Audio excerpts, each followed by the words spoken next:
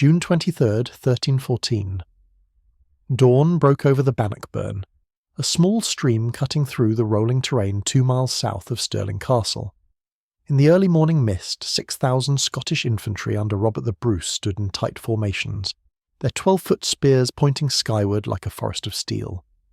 Across the field, 20,000 English soldiers, including 1,200 of the finest heavy cavalry in Europe, prepared to crush what they saw as a rabble of peasants armed with farm implements. The English commanders, veterans of wars in France, Wales and Scotland, had never lost a major engagement to infantry.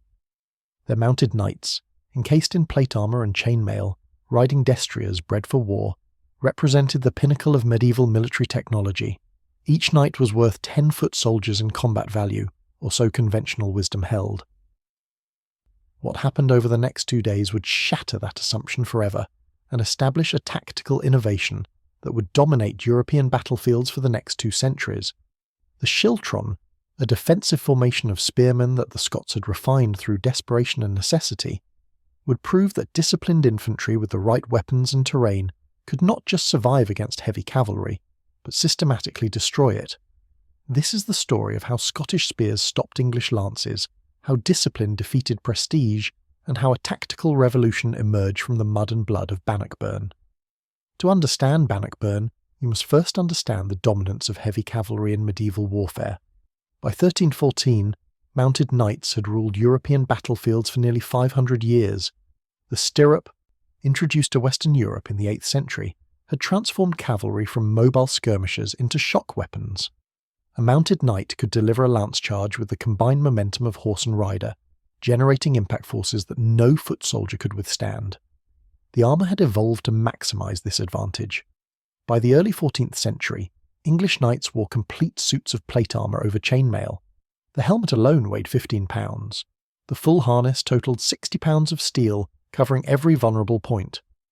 Lances were 12 feet of ashwood tipped with hardened steel, designed to punch through armour and knock opponents from their mounts.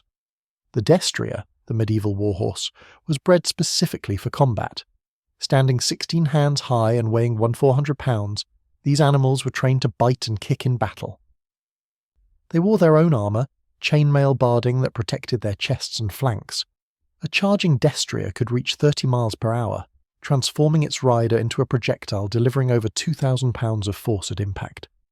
The tactical doctrine was simple and had proven effective for centuries. Heavy cavalry would charge infantry formations, their lances lowered in the final 50 yards. The psychological impact alone often broke enemy lines. Men facing a wall of armoured horses and riders bearing down at full gallop simply ran. Those who stood were trampled or impaled. Once the line broke, the cavalry would wheel and charge again, cutting down routing soldiers from behind.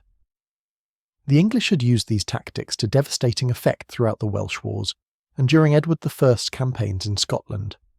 At Falkirk in 1298, English cavalry had smashed William Wallace's Schiltrons after English longbowmen had thinned the Scottish ranks.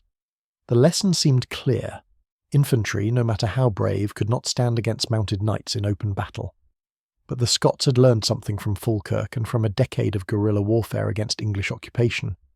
They had learned that terrain mattered, that discipline mattered, and that the spear, properly employed in mass formation, could create a barrier even horses would not cross.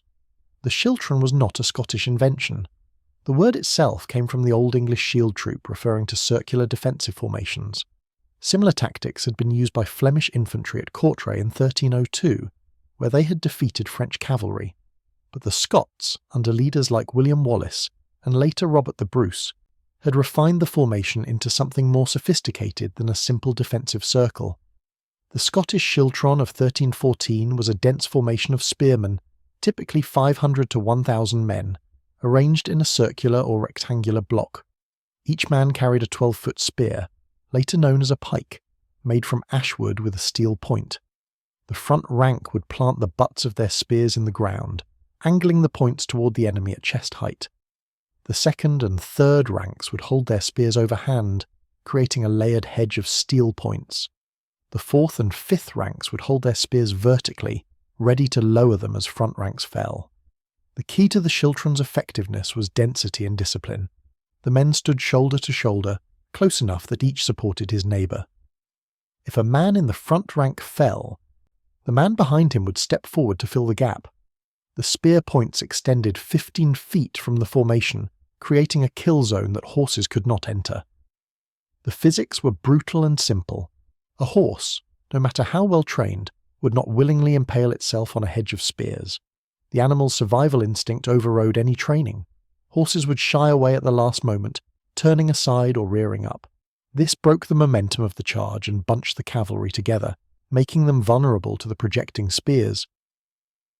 But the Schiltron had weaknesses that the English knew well. It was immobile.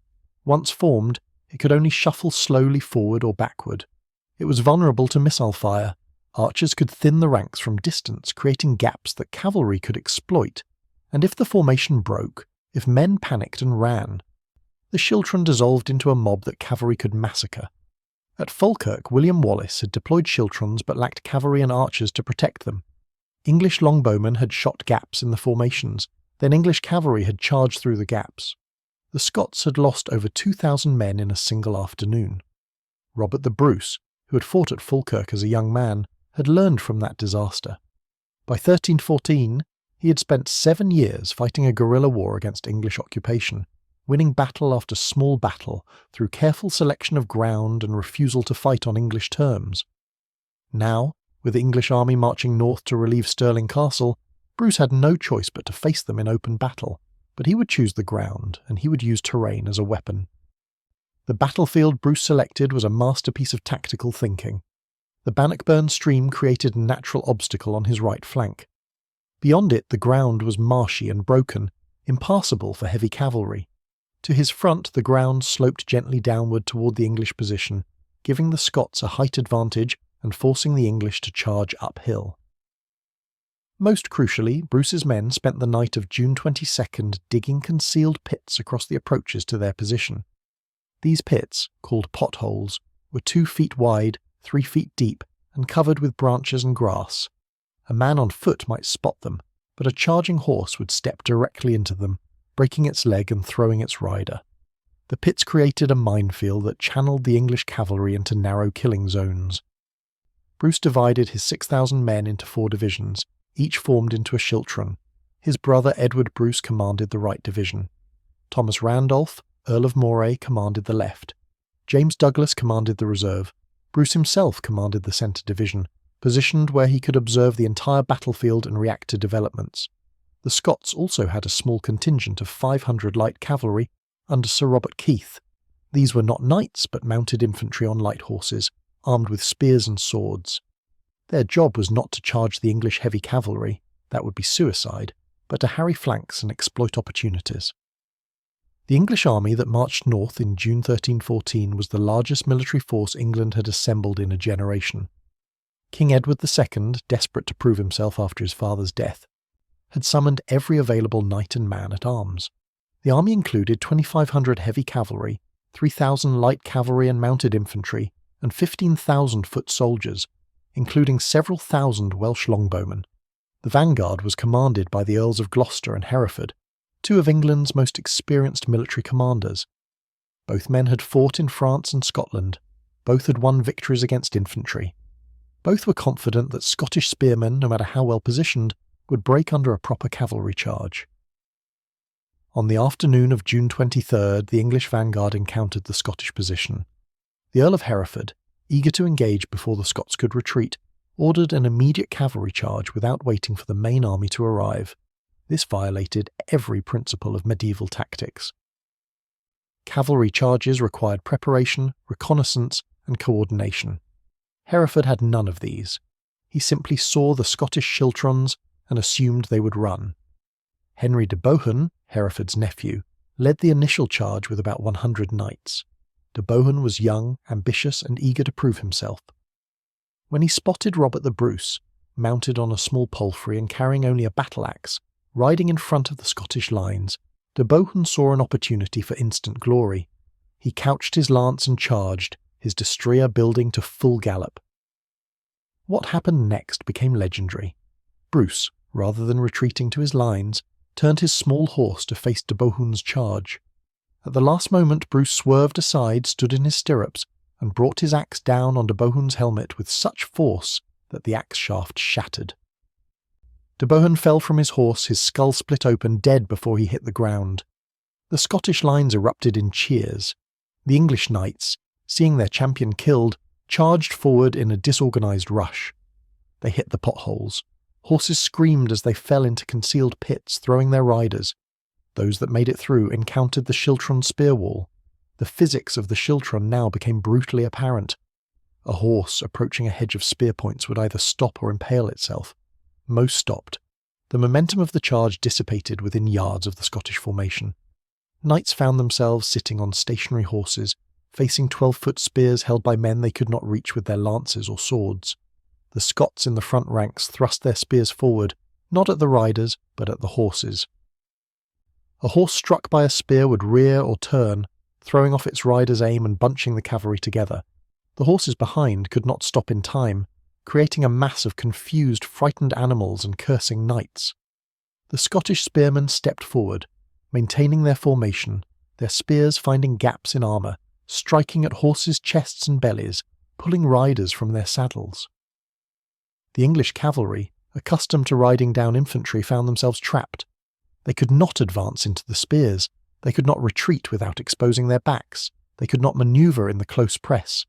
Knights were pulled from their horses and killed with axes and hammers. Horses, wounded and panicked, threw their riders and fled. Within 20 minutes, the English vanguard charge had collapsed into chaos.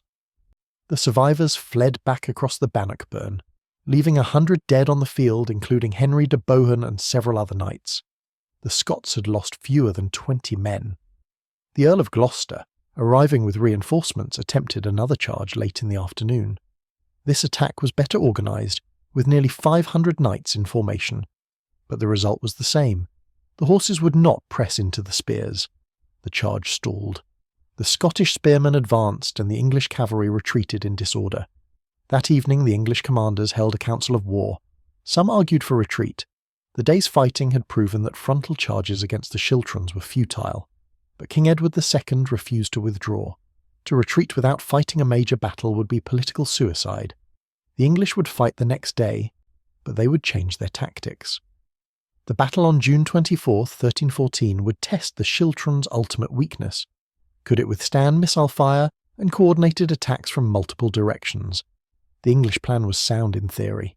They would use their longbowmen to shoot gaps in the Scottish formations, then charge cavalry through the gaps while pinning the other Schiltrons in place with infantry attacks. It was the same tactic that had worked at Falkirk. But at Bannockburn, the English made a fatal error in positioning. During the night they had moved their army across the Bannockburn stream to deploy on the flat ground between the stream and the Scottish position. This ground, called the Carse, was the only terrain flat enough for a proper cavalry charge, but the Carse was bounded on both sides by the Bannockburn and another stream. The English army was deployed in a narrow corridor with water on both flanks, and the Scots blocking the northern exit. They had trapped themselves. When dawn broke on June 24th, the Scottish army advanced. All 4 Schiltrons moved forward in line, a wall of spears 1,000 yards wide. The English longbowmen positioned on the flanks began shooting. The arrows came down in clouds, thousands of shafts falling on the advancing Scots. Men fell, but the formations did not break. This was the test of Schiltron discipline. To hold formation while being shot at requires incredible courage.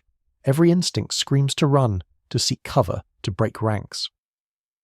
But the Scottish spearmen had been drilled endlessly in formation discipline. They knew that the Schiltron strength lay in cohesion. Break formation and die. Hold together and survive. The front ranks, who could see the English clearly, began to suffer casualties. But behind them the rear ranks stepped forward to fill gaps. The Schiltron absorbed losses without losing integrity. It was a living organism, capable of healing itself as long as enough men remained standing. Robert the Bruce, watching from his position in the centre, now played his trump card. He ordered Sir Robert Keith to take the 500 Scottish light cavalry and attack the English archers on the right flank. This was an unorthodox use of light cavalry. Charging into formed infantry was normally suicide, but the longbowmen, lacking armour and carrying only small swords for self-defence, were vulnerable to mounted attack. Keith's cavalry hit the archers like a hammer. The lightly armed bowmen, trained to shoot not fight, broke and ran. Within minutes, the English right flank had collapsed, removing half the missile fire hitting the Scottish advance. The remaining English archers on the left flank found their fire increasingly ineffective as the Scots closed the distance. By the time the Schiltrons were within 100 yards of the English lines, arrow fire had become irrelevant. The English heavy cavalry now faced an impossible situation. They were deployed in a narrow corridor with streams on both flanks. In front of them, 4 massive Schiltrons were advancing, spears levelled, formations perfect. Behind them, their own infantry clogged the narrow ground, preventing manoeuvre or retreat. The Earl of Gloucester, commanding the English centre, made a desperate decision. He would charge directly into the Schiltrons, hoping that shock and momentum could break through. It was suicide, and Gloucester probably knew it. But there was no alternative. To stand still was to be pinned and destroyed. Gloucester led 500 knights in a headlong charge into Edward Bruce's Schiltron on the Scottish right. The impact was catastrophic, not for the Scots, but for the English.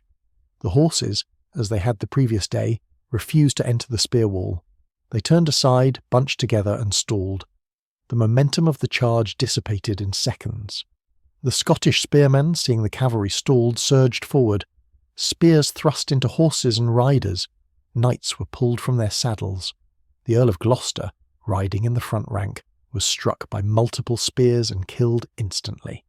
His surcoat, displaying his coat of arms, was so covered in blood that his body was not identified until after the battle.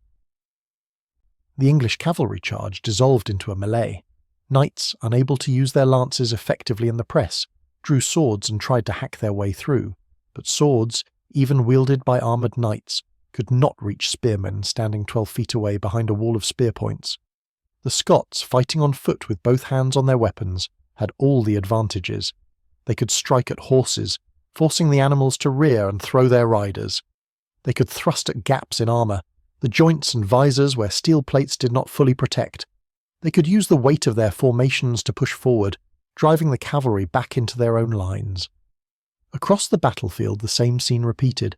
Thomas Randolph's Schiltron on the Scottish left engaged English cavalry and drove them back. James Douglas's reserve Schiltron moved forward to support the centre. Robert the Bruce's own formation, the largest and most experienced, ground forward like an iron wall, spears bristling, formation unshakable. The English army, packed into the narrow carse with water on both flanks and Schiltrons pressing from the north, began to disintegrate. The infantry at the rear, seeing the cavalry in full retreat, panicked and fled. Knights, trying to retreat through their own fleeing foot soldiers, found their horses trapped in the mob. The retreat became a rout. Thousands of English soldiers fled south trying to recross the Bannockburn. The stream, swollen by June rains, became a killing ground. Men drowned in armour. Knights, thrown from their horses, were trampled by their own fleeing comrades. Scottish spearmen pursued, killing anyone who fell. The Scottish light cavalry, freed from their attack on the archers, fell on the fleeing English infantry. King Edward II, protected by his personal guard of 500 knights, fled the field. His escape was narrow. Scottish forces nearly caught him several times during his flight. He reached Stirling Castle, but the castle commander, knowing the siege was now doomed, refused to let him enter. Edward continued south, riding day and night until reaching the safety of Dunbar Castle on the coast. Behind him, the English army ceased to exist as a fighting force. The casualties were staggering by medieval standards. Over 700 English knights and men-at-arms were killed, an unprecedented loss of noble blood. Thousands of foot soldiers were killed or captured. The Earl of Gloucester, dead on the field. The Earl of Hereford captured. Dozens of barons and knights killed or taken prisoner. The Scottish losses were minimal, probably fewer than 500 killed across both days of fighting. The victory was so complete, so one-sided, that English chroniclers struggle to explain it. How had an army of Scottish peasants armed with spears destroyed the finest cavalry in Europe? The answer lay in the Schiltron's tactical sophistication, which English observers failed to grasp. The Schiltron was not a simple defensive formation. It was a weapon system, optimized for a specific tactical purpose, defeating heavy cavalry through the coordinated use of terrain, discipline, and massed spear points. Every element had to work together. The terrain channeled the enemy into killing zones and prevented manoeuvre. The discipline maintained formation integrity under pressure. The weapons, 12-foot spears, created an engagement range where cavalry could not strike back. Remove any element, and the system failed. but when all elements functioned, the Schiltron was nearly invincible against mounted attack. The spear itself was the key weapon. At 12 feet, it was long enough to strike a mounted knight before his lance could reach the spearman. The length meant a knight could not close to sword range without impaling his horse. The steel point could punch through chain mail and find gaps in plate armour. Most importantly, massed spears created a psychological barrier. Horses would not charge into a visible hedge of steel points. This was not cowardice. It was animal survival instinct overriding training.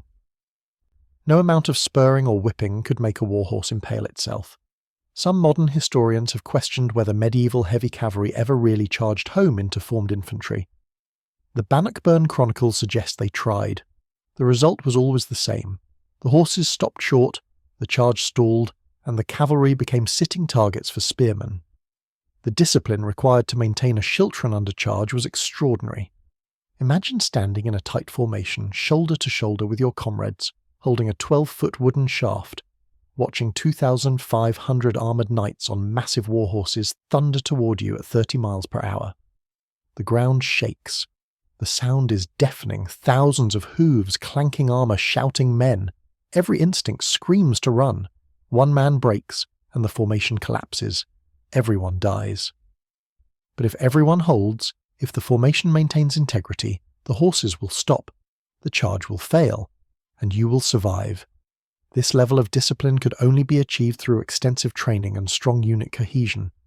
The Scottish army at Bannockburn had been drilling for months. Robert the Bruce had used his years of guerrilla warfare to forge his army into a disciplined force. The men knew their roles. They trusted their commanders. They trusted each other. The English, by contrast, had no such cohesion. The feudal military system meant that armies were temporary assemblies of lords and their retainers. The cavalry were mostly knights and men-at-arms who had never fought together. The infantry were levies, farmers and townsmen pressed into service with minimal training. When the Scottish Schiltrons advanced, the English army had no tactical doctrine for countering massed infantry. Their only answer was the cavalry charge, and when that failed, they had nothing. The longbowmen might have turned the tide as they had at Falkirk, but Robert the Bruce's decision to advance rather than wait in defensive positions disrupted the English plan. The Scots closed the distance before the archers could inflict crippling casualties, and Keith's cavalry attack eliminated the archer threat entirely. The Battle of Bannockburn did not end the Anglo-Scottish Wars. England would invade Scotland multiple times over the next 300 years, but Bannockburn established that Scottish independence could not be erased by English military power. More importantly, it validated the Schiltron as a tactical system capable of defeating heavy cavalry. The lessons of Bannockburn spread across Europe. Within a generation, Swiss pikemen would adopt similar formations and tactics, using even longer pikes, 18 to 20 feet, to devastating effect. By 1400, pike formations had become standard across Europe, fundamentally changing the nature of warfare. The dominance of heavy cavalry, which had lasted 500 years, was over. The age of infantry had returned. The Schiltron's influence extended beyond tactics. It represented a democratic revolution in warfare. Where knightly cavalry required years of training, expensive equipment, and noble birth, the Schiltron required only courage, discipline, and a wooden shaft with a steel point. A peasant with 3 months' training could, in formation with his fellows, kill a knight who had trained since childhood. This reality terrified the European nobility. If common infantry could defeat knights, what did this mean for the social order? The nobility's military supremacy had justified their political power for centuries. Bannockburn suggested that power might not be as secure as they believed. In Scotland, the victory had immediate political consequences. Robert the Bruce's position as king, contested by England and disputed by some Scottish nobles, became unassailable. He had defeated the English in open battle, a feat no Scottish king had managed since Alexander III. Scottish independence, tenuous since William Wallace's rebellion in 1297, was secured. England would not formally recognise Scottish independence until the Treaty of Edinburgh in 1328, but after Bannockburn, English claims to overlordship were effectively dead. The prisoners taken at Bannockburn were used as bargaining chips. Robert the Bruce exchanged them for Scottish nobles held in English prisons, including his wife, his daughter, and his sister, all of whom had been captive since 1306. The ransom payments from captured English lords filled the Scottish treasury and funded the reconstruction of a kingdom devastated by years of war. For the English, Bannockburn was a catastrophe that went beyond military defeat. Edward II never recovered from the humiliation. His authority was broken. Barons who had questioned his competence now openly defied him. Within 13 years, he would be deposed and murdered by his own nobles. The myth of English military invincibility, built up during Edward I's reign, was shattered. The psychological impact lasted generations. English armies would remember Bannockburn every time they faced Scottish spears. The Schiltron's weaknesses would eventually be exploited. Later, English armies would use combined arms tactics, coordinating archers, cavalry and infantry to pin and destroy pike formations. At Halidon Hill in 1333, English longbowmen decimated Scottish Schiltrons from range. Then English knights charged through the gaps. The lesson was clear. The Schiltron could defeat cavalry, but it remained vulnerable to missile fire, especially when forced to attack uphill against prepared positions. But these later English victories could not erase what Bannockburn had proven. With proper terrain, discipline and tactics, infantry could not just survive against cavalry, but systematically destroy it. The psychology of medieval warfare had been permanently altered. Knights would never again charge infantry formations with the absolute confidence they had possessed before June 24, 1314. The technical details of the Schiltron reveal why it worked so well against period cavalry. The 12-foot spear was long enough to outreach a mounted knight's lance, which averaged 10 to 11 feet. This gave the spearman first strike capability. The spear was also more versatile. It could be thrust, used to hook and pull, or braced against the ground with the point angled upward. The knight's lance, by contrast, was effective only in the charge. Once the momentum was lost, the lance became a liability, too long to maneuver in close combat. The density of the formation multiplied individual effectiveness. A single spearman against a mounted knight would lose. But 1,000 spearmen in tight formation created a weapon system where individual skill mattered less than collective discipline. If one man was killed, the man behind him stepped forward. If a spear broke, the wielder drew his sword or axe and continued fighting, while the ranks behind maintained the wall of points. The Schiltron could absorb losses and maintain effectiveness as long as the formation held. The Scottish Schiltron at Bannockburn also benefited from several factors specific to that battle. The terrain, as mentioned, channeled the English into narrow killing zones. The potholes disrupted cavalry charges before they reached the Scottish lines. The morale factor cannot be understated. The Scots were fighting for their independence on their own ground, under a king who had proven himself in years of guerrilla warfare. The English were fighting for a weak king in a foreign land far from home. When the battle turned against them, English morale collapsed. The Scottish use of combined arms, though limited, was also crucial. The light cavalry attack on the English archers showed tactical flexibility. Robert the Bruce had recognised that the Schiltron's weakness was missile fire and had prepared a counter. This kind of tactical thinking was rare in medieval warfare, where commanders often relied on established doctrine rather than adapting to circumstances. In the aftermath of Bannockburn, the Schiltron became central to Scottish military identity. For the next 2 centuries, Scottish armies would deploy pike formations as their primary tactical system. The weapon itself evolved. The 12-foot spear became the 16-foot pike, then eventually the 18-foot pike used by later Scottish armies. The formations became larger and more sophisticated, incorporating mixed units of pikemen, billmen, and archers. But the core concept remained the same: dense formations of disciplined spearmen using length and mass to defeat more heavily armed opponents. The Schiltron's influence on European warfare cannot be overstated. The Swiss pikemen who dominated 15th century battlefields used formations and tactics directly descended from Scottish models. The Spanish tercios that ruled 16th century warfare combined pike formations with firearms in a system that dominated for a century. Even the pike and shot formations of the 17th century retained elements of Schiltron tactics. The basic insight that long spears in dense formation could defeat cavalry remained valid until firearms became dominant enough to break formations from range. In 1985, a battlefield survey of Bannockburn using metal detectors and ground-penetrating radar located some of the potholes dug by Scottish forces in 1314. Analysis confirmed they were positioned to channel English cavalry into narrow corridors directly in front of the Scottish Schiltron positions. This was not lucky positioning. It was deliberate tactical planning of a sophistication that challenges assumptions about medieval military competence. The survey also found concentrations of artifacts, arrowheads, weapon fragments, horse furniture indicating where the heaviest fighting occurred. These concentrations matched the positions described in medieval chronicles, confirming the accuracy of historical accounts. Modern military analysis of Bannockburn consistently praises Robert the Bruce's tactical acumen. He chose ground that negated English advantages in cavalry and archers. He used field fortifications, the potholes, to disrupt enemy attacks. He trained his army to a level of discipline unusual for medieval forces.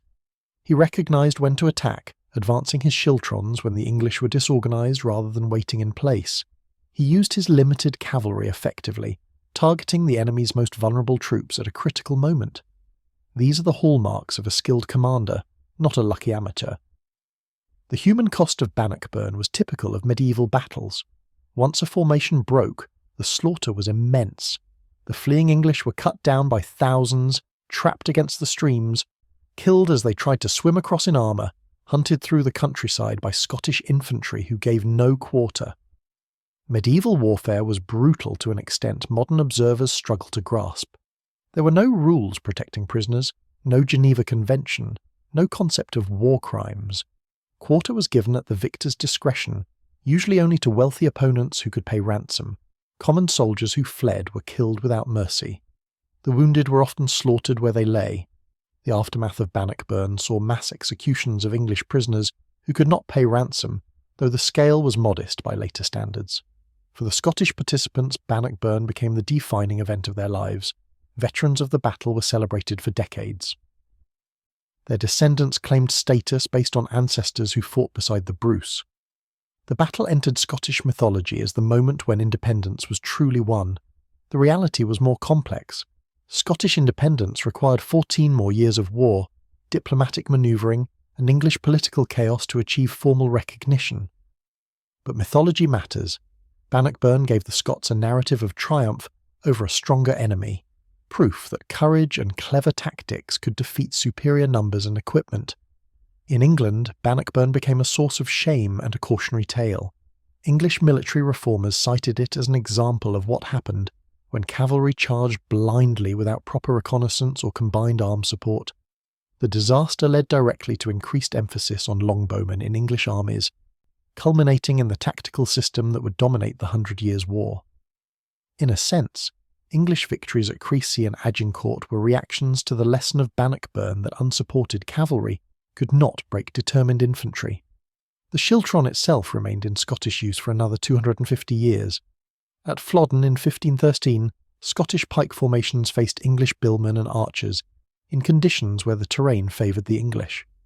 The result was a Scottish disaster, with the pikes proving unable to manoeuvre on broken ground against more flexible English infantry. But even this defeat did not end use of the pike.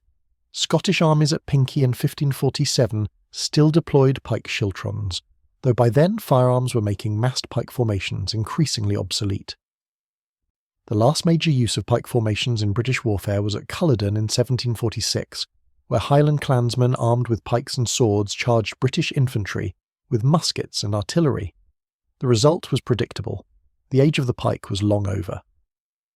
But the tactical principle that disciplined infantry with long weapons in dense formation could dominate a battlefield remained valid for over 400 years after Bannockburn. In modern Scotland, Bannockburn remains a touchstone of national identity. The battlefield is preserved as a memorial site. A massive statue of Robert the Bruce overlooks the field, commemorating the victory. The anniversary of the battle is marked each year with reenactments and ceremonies. For many Scots, Bannockburn represents more than just a military victory. It represents the assertion of Scottish identity against English domination, a theme that resonates through centuries of Anglo-Scottish history. The battle's tactical lessons remain studied in military academies worldwide. The use of terrain to negate enemy advantages, the importance of discipline and training in infantry formations, the value of combined arms even in limited form, the psychological factors in combat, all remain relevant to modern warfare even in an age of guided missiles and drones. The fundamental principles of warfare do not change. Superior numbers and equipment can be defeated by superior tactics, leadership, and morale. Bannockburn proved this in 1349, and the lesson remains valid today. The Schiltron that stopped English cavalry at Bannockburn was not a miracle weapon. It was a tactical system that required the right circumstances to function. Proper terrain, disciplined troops, skilled leadership, and enemy mistakes all contributed to the Scottish victory. Remove any element, and the outcome might have been different. But when all elements aligned, the Schiltron proved capable of achieving what seemed impossible, allowing infantry to decisively defeat the finest heavy cavalry in medieval Europe. In the pre-dawn darkness of June 24, 1314, as Scottish spearmen formed their Schiltrons and prepared to advance against the English army, they were participating in a military revolution. Within hours, the tactical dominance of heavy cavalry that had shaped European warfare for 5 centuries would be broken. The age of the knight was beginning its long decline. The age of disciplined infantry had returned. And it all happened because Scottish spears, properly used by trained men on ground they chose, could stop English lances cold. The thunder of hooves met the wall of spears, and the spears won. The immediate aftermath of Bannockburn saw Robert the Bruce consolidate his position through a combination of military pressure and diplomatic manoeuvring. The captured English nobles, including the Earl of Hereford, became valuable bargaining chips. Hereford alone was exchanged for Bruce's wife Elizabeth, his daughter Marjorie, his sister Mary, and Bishop Robert Wishart of Glasgow, all of whom had been imprisoned by the English since 1306. The psychological impact of these exchanges cannot be overstated. For 8 years, Bruce had fought knowing his family suffered in English captivity. Now, through military victory, he had won their freedom. The ransom payments from other captured nobles provided crucial funds for rebuilding Scotland's war-ravaged economy. Medieval ransoms were calculated based on the prisoner's annual income, typically set at 1 year's revenue. For wealthy earls and barons, this could amount to thousands of pounds, a fortune in 14th century terms. The Scottish treasury, depleted by years of guerrilla warfare, was suddenly flush with English gold.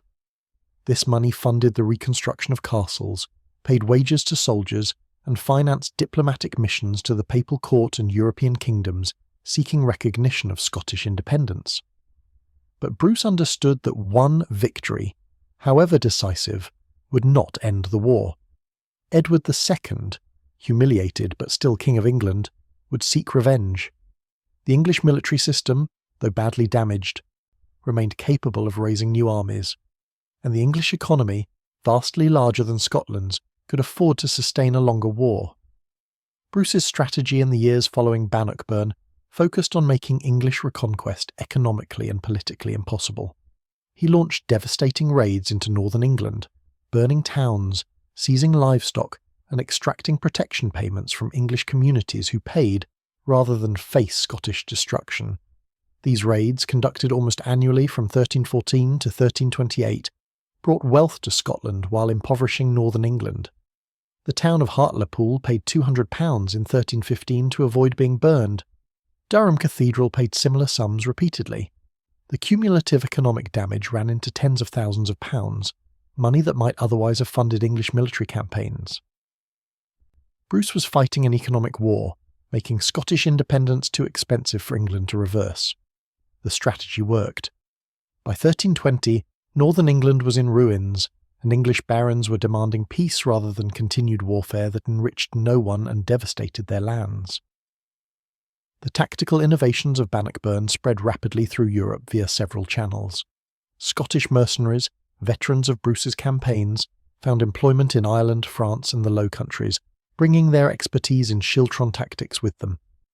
English chroniclers, seeking to explain their devastating defeat, described Scottish tactics in detail, ironically providing military professionals across Europe with a tactical manual.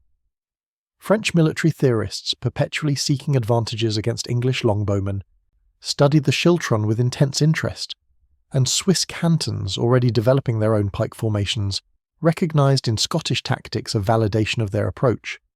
The Swiss pikemen who would dominate 15th century European warfare refined the Schiltron concept in several crucial ways, They increased pike length from 12 feet to 18 feet, creating an even longer reach advantage.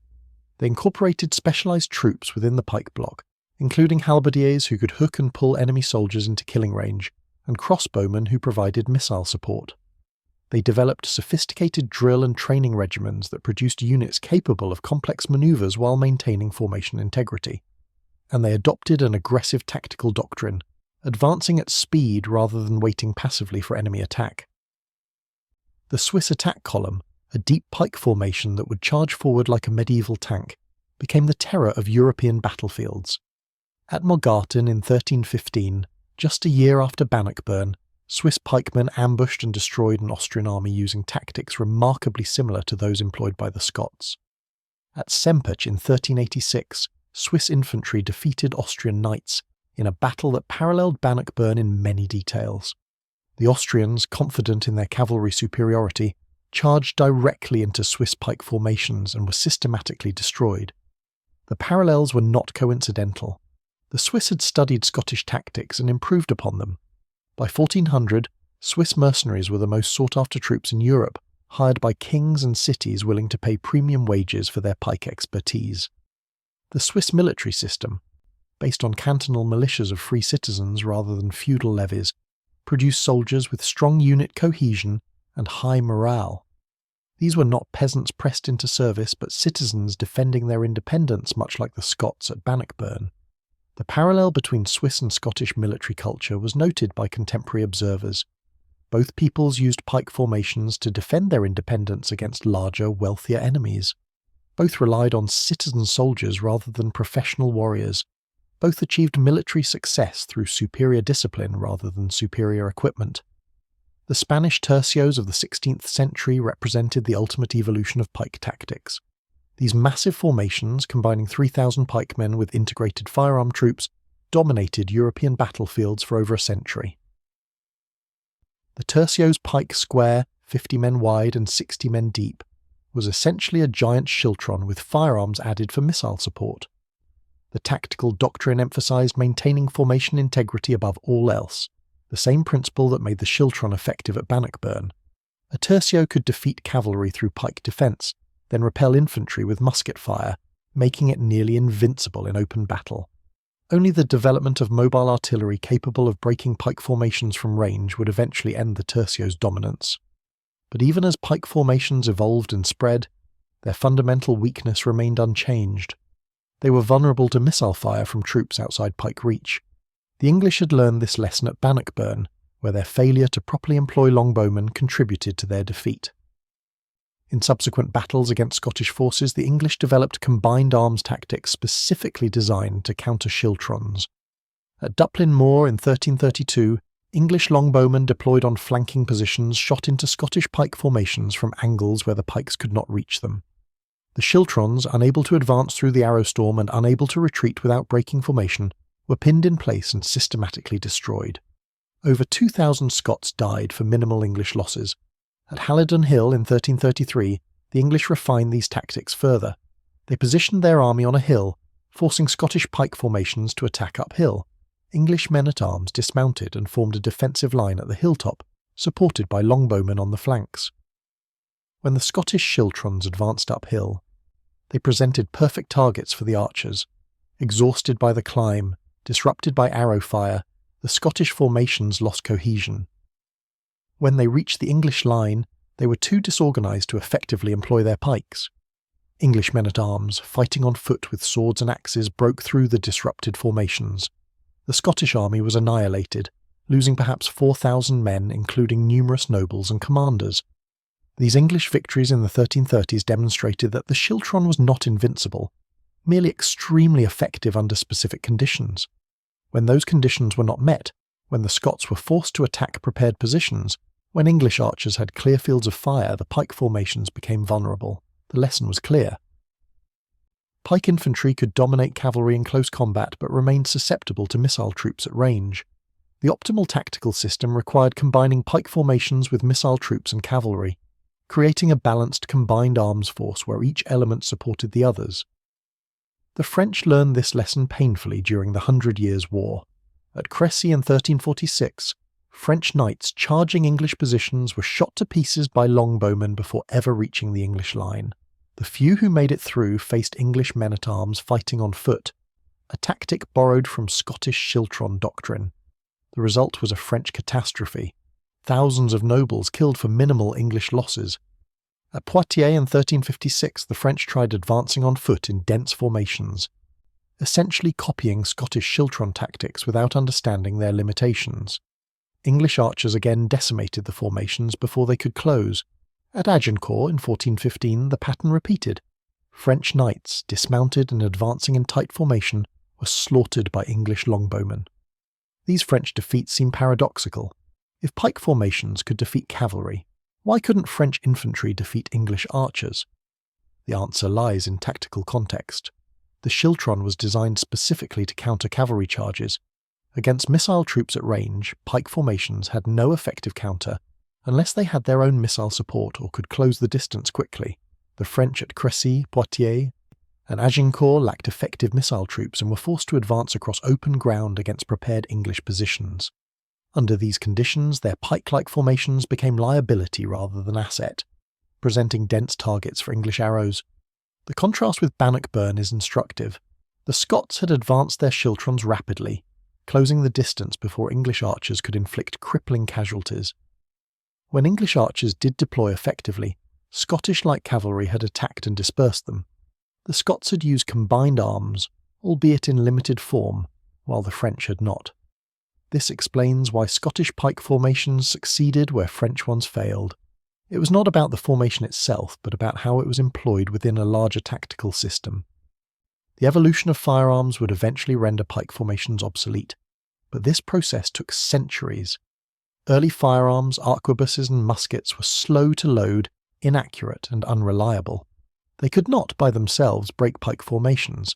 The solution was to integrate firearms and pikes into combined formations. Pike squares provided protection for musketeers while they reloaded. Musketeers provided firepower to disrupt enemy formations before they could close with the pikes. This pike and shot system dominated warfare from roughly 1550 to 1700, a period when battlefields were dominated by formations that would have been recognisable to veterans of Bannockburn. The invention of the bayonet in the late 17th century finally eliminated the need for separate pike formations. A musket fitted with a bayonet was both firearm and pike, allowing infantry to defend against cavalry charges without requiring specialised pike troops. By 1700, pikes had disappeared from European armies, replaced by musket-armed infantry capable of both shooting and receiving cavalry charges. The tactical system pioneered at Bannockburn had lasted nearly 400 years before technological change rendered it obsolete. But the fundamental insight behind the Schiltron, that disciplined infantry in proper formation could defeat more heavily armed opponents, never became obsolete. This principle appears repeatedly throughout military history. Roman legionaries defeating Gallic warriors, Macedonian phalanxes overwhelming Persian cavalry, British redcoats defeating Zulu warriors, all exemplify the same basic truth. Superior discipline and tactical organisation can overcome advantages in individual prowess or weaponry. The Scots at Bannockburn understood this instinctively. Their spearmen were not individually superior to English knights. In single combat, the knight would win every time. But in formation, supporting each other, maintaining discipline under pressure, the spearmen became a weapon system that knights could not defeat. Modern military analysis of Bannockburn emphasises the importance of training and unit cohesion. Robert the Bruce had spent months drilling his army, ensuring that every man understood his role within the Schiltron. This training created units capable of maintaining formation under the extreme stress of combat, when every instinct screamed to run. The psychological aspect of this achievement cannot be overstated. Standing firm while cavalry charges toward you requires conquering the deepest survival instincts. Only through rigorous training and absolute trust in your comrades can men achieve this level of discipline.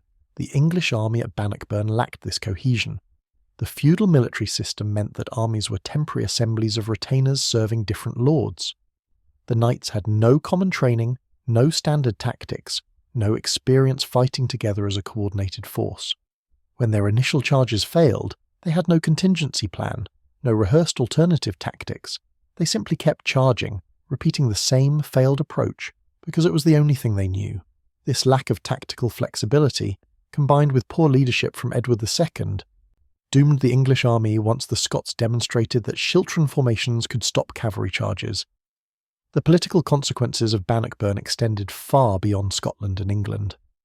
The papacy, which had excommunicated Robert the Bruce for killing his rival John Comyn in a church, began reconsidering its position. A king who could defeat England in open battle clearly had divine favour, or so medieval political logic suggested. By 1320, Scottish nobles sent the Declaration of Arbroath to Pope John XXII, asserting Scottish independence and requesting recognition of Bruce's kingship. This remarkable document, essentially a declaration of national sovereignty, drew its authority from Bannockburn. The Scots could credibly claim independence because they had proven capable of defending it militarily.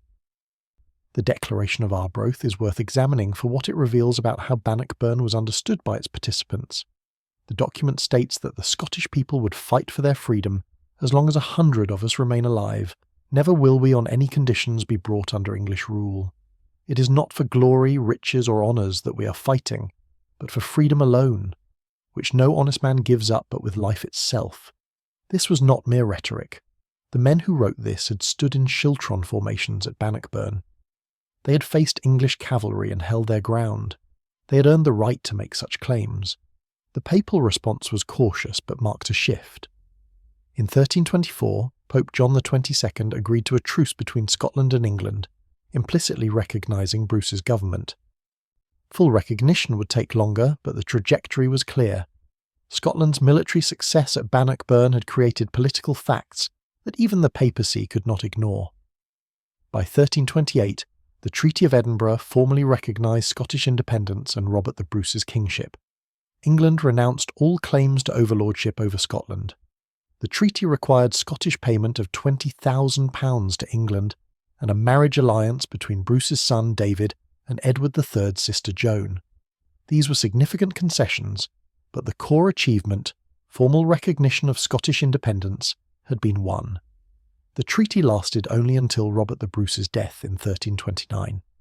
Edward III, coming of age and seeking to restore English prestige, would renounce the treaty and invade Scotland in 1332, beginning a new round of warfare.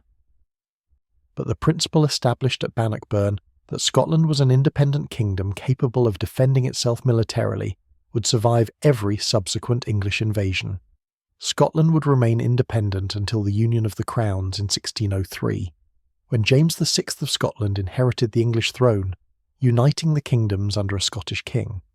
Even then, Scotland retained separate political institutions until the Act of Union in 1707. The independence secured at Bannockburn lasted nearly 400 years. The military legacy of Bannockburn extends into unexpected areas. The development of military drill, the practice of training soldiers to perform complex manoeuvres through repetitive practice, owes much to the Schiltron tradition. The pike formations that dominated early modern warfare required precisely the kind of coordinated movement and disciplined cohesion that Scottish spearmen had demonstrated. Military reformers of the 16th and 17th centuries, studying classical and medieval sources, identified the Schiltron as an example of what infantry could achieve through proper training. The elaborate drill manuals of Maurice of Nassau and Gustavus Adolphus, which revolutionised European warfare in the early 1600s, drew on lessons first demonstrated at Bannockburn 3 centuries earlier. The concept of the citizen soldier, armed and trained to defend his homeland, also owes something to the Bannockburn tradition. The men who fought in Scottish Schiltrons were not professional soldiers, but farmers and townsmen serving their king and country. They had returned to their farms after training, then assembled when called to military service. This model of the citizen militia, as opposed to professional standing armies or feudal levies, would become influential in later European and American military thought. The American colonial militias that fought in the Revolutionary War saw themselves as citizen soldiers in this tradition, ordinary men who became soldiers when their country needed them. The weapons technology demonstrated at Bannockburn also influenced later developments. The 12-foot spear used by Scottish spearmen was already approaching the length of the pikes that would dominate 15th and 16th century warfare. The gradual increase in pike length, from 12 feet to 18 feet, and eventually to 20 feet, represented a continuous evolution rather than a revolutionary break. Each increase in length provided greater reach advantage, allowing pikemen to strike enemies before being struck themselves. But increased length also meant increased weight and reduced manoeuvrability. The 20-foot pikes used by some Swiss and German formations required both hands and considerable strength to wield effectively. They could not be used in loose formation or broken terrain. The optimal length, balancing reach against manoeuvrability, turned out to be around 16 to 18 feet, only slightly longer than the spears used at Bannockburn. The armour worn by Scottish spearmen at Bannockburn was minimal, mostly leather jerkins and simple helmets. This light armour was a necessity born of poverty rather than a tactical choice. Scotland lacked the industrial capacity to equip large numbers of troops with plate armour. But the light armour had tactical advantages. It allowed rapid movement and did not exhaust the wearer during long marches or extended combat.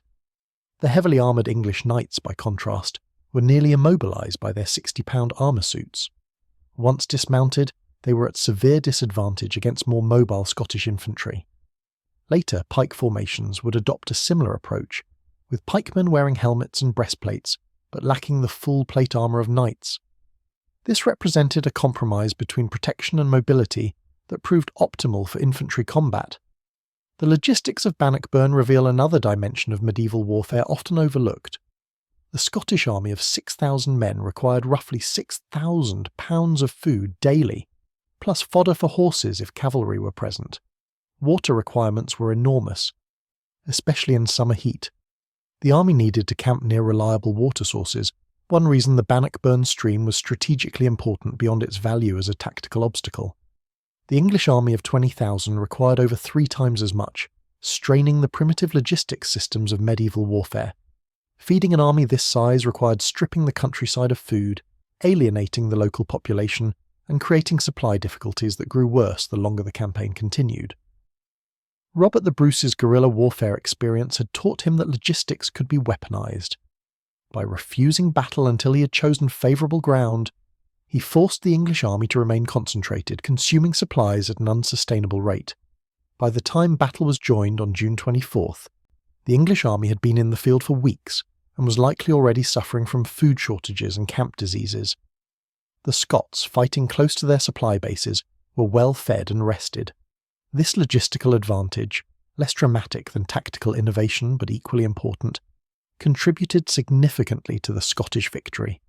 Medieval armies that ran out of food either retreated or disintegrated.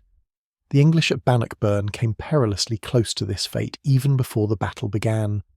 The camp followers accompanying medieval armies represented another logistical challenge.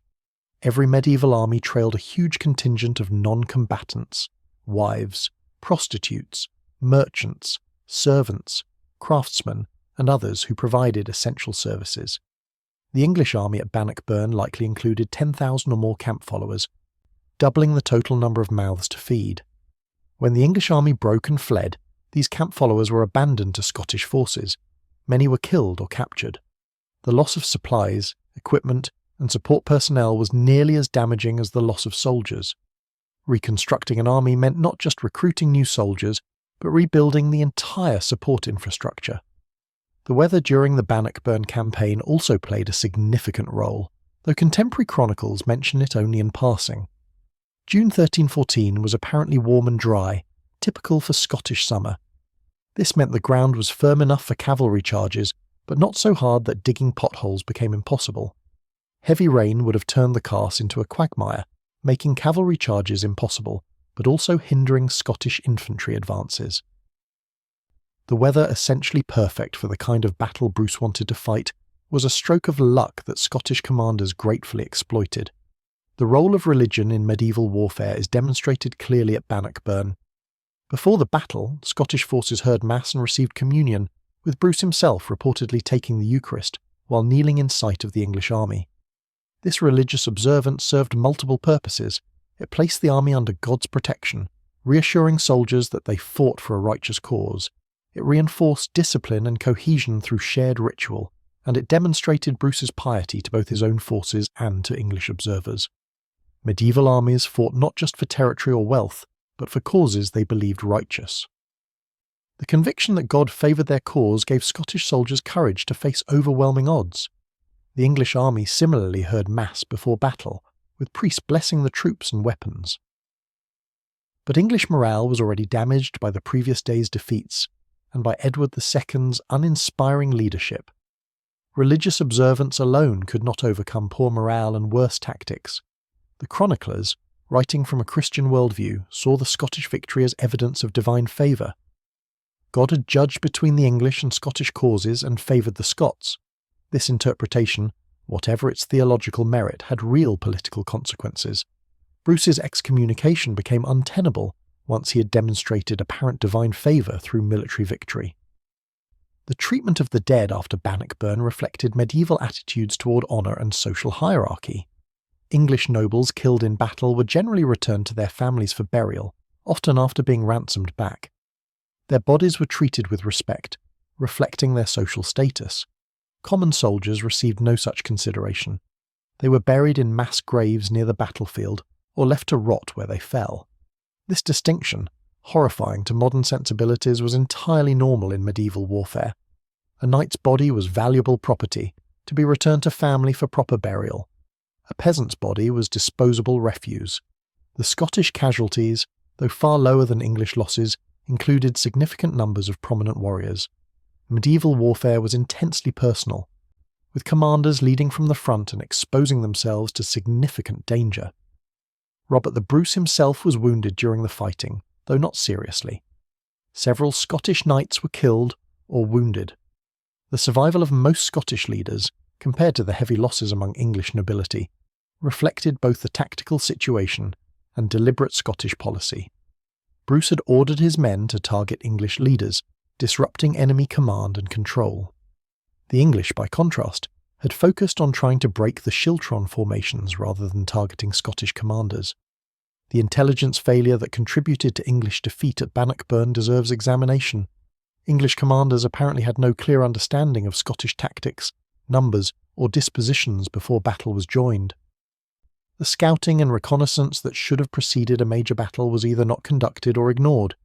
This failure stemmed partly from English overconfidence. Why bother scouting when victory seemed certain? But it also reflected the limitations of medieval military intelligence. There was no systematic way to gather and analyse information about enemy forces. Commanders relied on reports from scouts, interrogation of prisoners, and their own observations.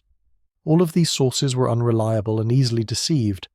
The Scots, by contrast, had excellent intelligence about English movements, numbers, and intentions. Bruce's guerrilla warfare experience had taught him the value of reconnaissance and intelligence. He had scouts tracking the English army throughout its march north. He knew the English order of battle, the identities of key commanders, even details about morale and supply situations. This intelligence advantage allowed Bruce to choose when and where to fight, always a decisive advantage in warfare. The English, marching into unfamiliar territory against an enemy they underestimated, were operating blind. This asymmetry in intelligence capabilities contributed as much to Scottish victory as tactical or numerical factors.